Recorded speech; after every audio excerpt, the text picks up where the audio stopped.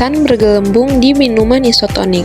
Minuman isotonik mengandung ion tetapi jumlahnya rendah. Ion ini tetap menghasilkan gelembung namun hanya sedikit.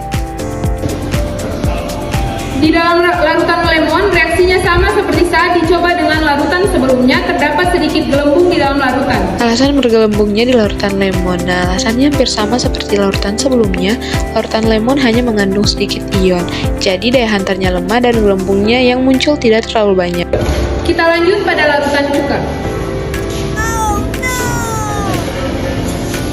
Sama seperti dua larutan tadi, hanya terdapat sedikit gelembung di dalam larutan. Pada cuka, lampu tidak menyala. Sama seperti dua larutan sebelumnya, ion di dalam cuka sedikit sehingga daya hantarnya lemah. Kemudian kita lanjut pada larutan garam.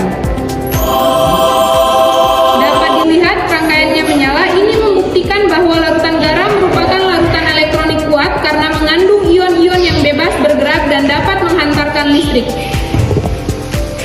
Pada larutan garam, lampu menyala terang karena garam menghasilkan banyak ion saat larut, sehingga daya hantarnya kuat. Larutan yang terakhir, air atau dalam kimianya H2O. Lampu tidak menyala. Hal ini menunjukkan bahwa air bukan penghantar listrik yang baik karena ion-ionnya sangat sedikit.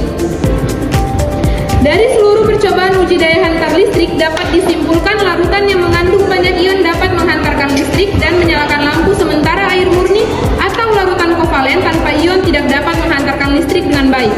Jadi, kemampuan menghantar listrik ditentukan oleh jumlah ion yang terbentuk ketika larutan itu dilarutkan. Sekian, terima kasih. Halo teman-teman, di video kali ini saya akan melakukan pengujian mengenai kelarutan suatu zat pada air. Kami akan menguji apakah semua zat itu bisa larut dalam air atau tidak. Zat-zat yang akan kami uji yang pertama adalah minyak, kemudian kunyit, lalu yang terakhir adalah garam. Mari kita langsung coba ke video pengujiannya. Yang pertama, kita akan mencampurkan minyak ke dalam air.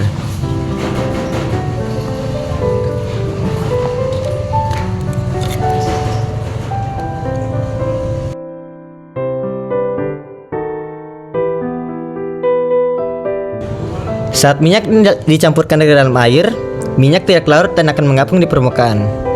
Hal ini terjadi karena air bersifat polar, sedangkan minyak bersifat non-polar. Karena sifatnya berbeda, keduanya tidak bercampur. Akhirnya, minyak hanya membentuk lapisan di atas air dan tidak menyatu. Yang kedua, kunyit. Masukkan kunyit ke dalam air. Kemudian aduk.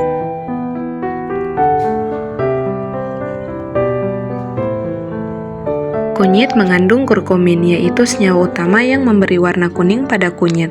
Kurkumin bersifat nonpolar atau hidrofobik, artinya ia tidak suka air dan tidak bisa bercampur baik dengan zat polar seperti air. Dalam kimia ada prinsip dasar, like dissolves like. Zat polar melarutkan polar, zat nonpolar melarutkan nonpolar.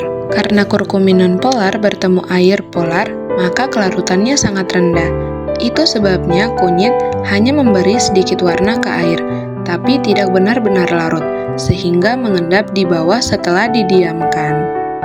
Ketiga, masukkan garam ke dalam air.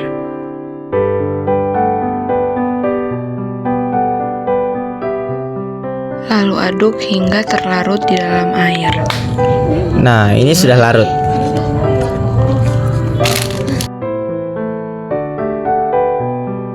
Saat garam dicampurkan ke air, garam akan larut dengan cepat. Ini karena garam terpecah menjadi ion-ion kecil, yaitu ion natrium dan klorida, yang dapat berinteraksi dengan molekul air. Akibatnya, garam menghilang dan menyatu sempurna dengan air.